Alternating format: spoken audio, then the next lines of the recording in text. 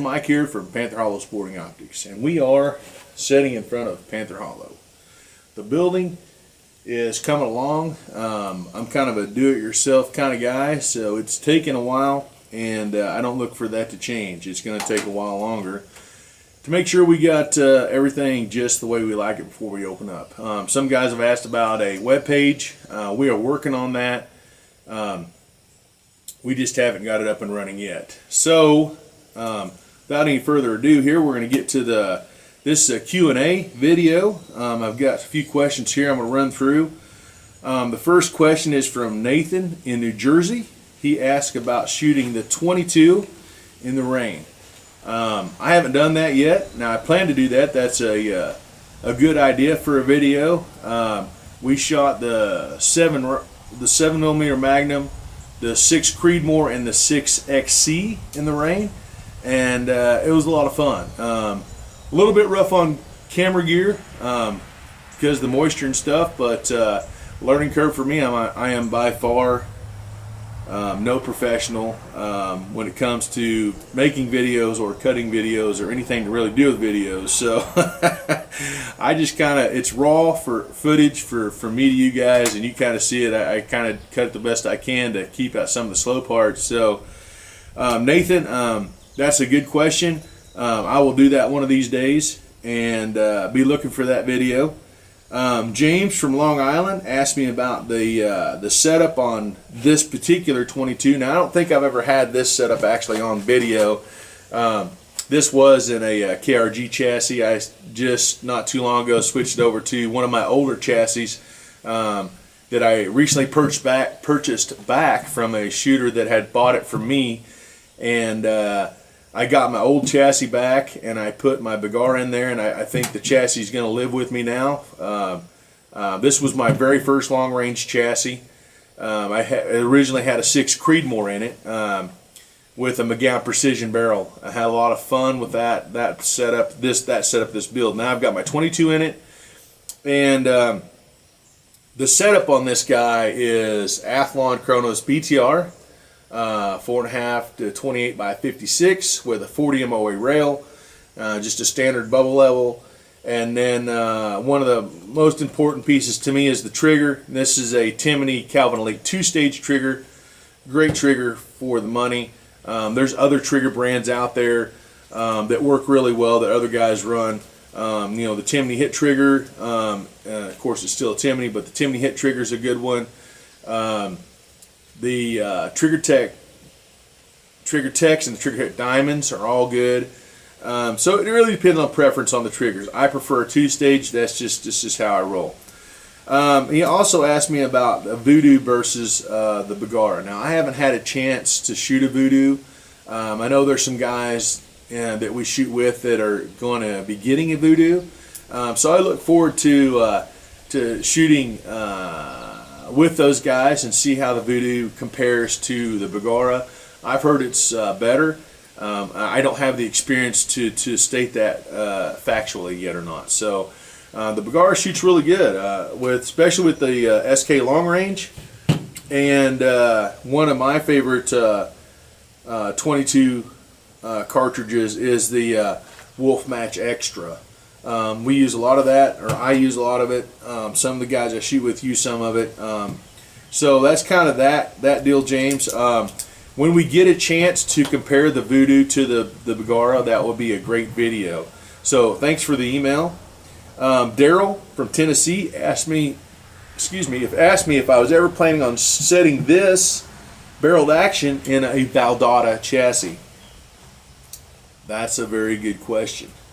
One of these days, maybe, I might do that. That Valdada chassis is very, very impressive. I like it a lot.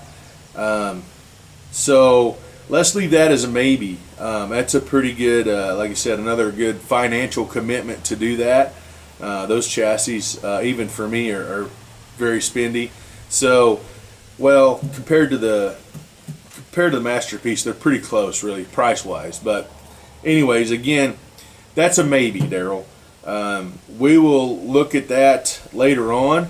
If Val ever decides that maybe he watched the video and says, hey, that might be a good idea, maybe he will reach out. I'll reach out to him and talk to him about that. But anyways, I appreciate that email, Daryl.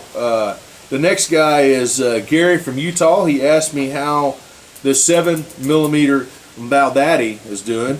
So the Valdada is back. I just had to have the bolt repaired, and the ejector was messed up pretty good. So we've got that all fixed. I haven't shot it since it's got back from repair, but it seems to be fine. I will know more about it later on this week. I plan on shooting it some more. One reason, kind of a little note there on the Val chassis, is the reason we built it in a heavier recoiling round is because we wanted to test that theory of the actual recoil and how it feels.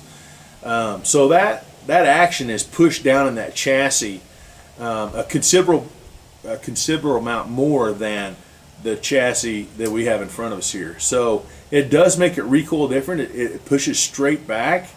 I really like the design of that chassis, so I'm going to be running more of those chassis, and hopefully building some of those or selling some of those chassis in builds. So we'll see how that goes. So far, so good. I like it. It's working as advertised. So I hope that answered your question there, Gary. The next one is Rick from Arkansas. He asked me about call-outs. What was the deal with the call-out in Georgia, and if we had any rivals around here. Well, that's kind of interesting. So the deal with Georgia was there was a guy that we built a gun for, and he had some naysayers down there about the 500-yard golf ball. We shoot that quite a bit in our competitions. If you guys shoot a lot, or if you know much about bench rest or the style of shooting that we do, which is off of a bench or prone, and in that case it was prone. So it's not a super difficult shot. Now some guys might have a hard time with it, haven't got their hand loads dialed in, or maybe they don't have whatever piece of kit they're missing to make that happen. Or maybe it's just that they need a little more trigger time. I'm not sure, what it is. Now I've seen some guys hit it in one round, and I've seen other guys, shoot all 10 rounds and not hit it. So it really depends on the chassis, not the chassis, but it really depends on the setup, your whole setup. Of course, the chassis is going to have something to do with that. You couldn't take a standard woodstock gun out there unless you get super lucky and then make that happen. Typically, you're not going to see that. Now, I'm not saying that it couldn't happen. It very well could, but typically you're not going to see that. So at rivals, we have a lot of guys we shoot with around here that are very competitive. I think we would all be competitive if we were doing cornhole. I mean, or horseshoes. I mean, I think everybody to a certain point is competitive. Now, there's some people that aren't at all, but the guys that we shoot with are pretty competitive, and I think that keeps everybody on their toes as far as shooting goes. Now, when we host a match, we want to make it fairly difficult. So we do that to test our skills, right? Not only test our skills against ourselves, but see where we place with each other's and with each other. And we bet a little money on it. We have a lot of fun doing it. We're going to do a 150-yard golf ball. It's accumulated points on the ball, so you have to mark the ball for it to count. So if you have a ball with 10 holes in it, then you have 10 points. You have a total of 15 rounds. So you can shoot 15 rounds. You have 3 minutes to hit a golf ball at 150 yards. Now, the swing of that ball and the bounce off the plate and all that's going to be, something to take into account. So that's going to make it interesting to where, some of your shooters that are really good at hitting it on the swing, we're going to see that. And some of the shooters that just want to be patient and wait for it to slow down so they can hit it again, we're going to see that. That's just going to be a different mindset on how you approach that game. The next one is, the 20-yard golf ball with a pistol, and that's the first shot, the guy that hits in the least amount of shots. So we're using iron sights only, and that's going to be interesting too. Hitting it with an optic's pretty easy. It's actually really easy.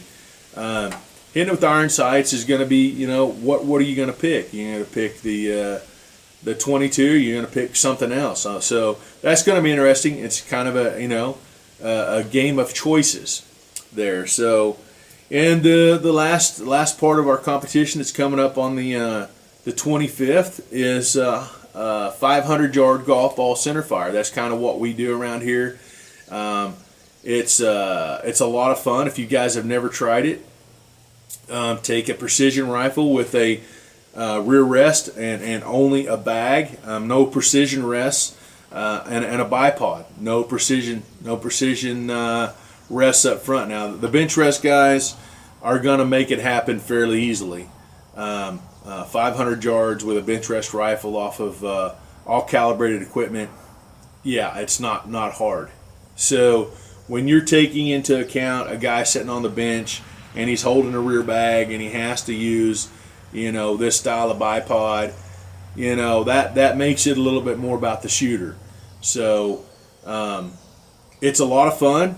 Again, to get back to the rivals thing, not really. We have some guys we shoot with that we're competitive with. It's a lot of fun. I'm sure when they beat us, and it's a lot of fun when we beat them. It's just fun. The door's open down here at Panther Hollow for anybody that would like to come shoot with us that has shooting prowess. We do host a match. We try to do one every couple months. Here lately we've been slowed down because of the building project.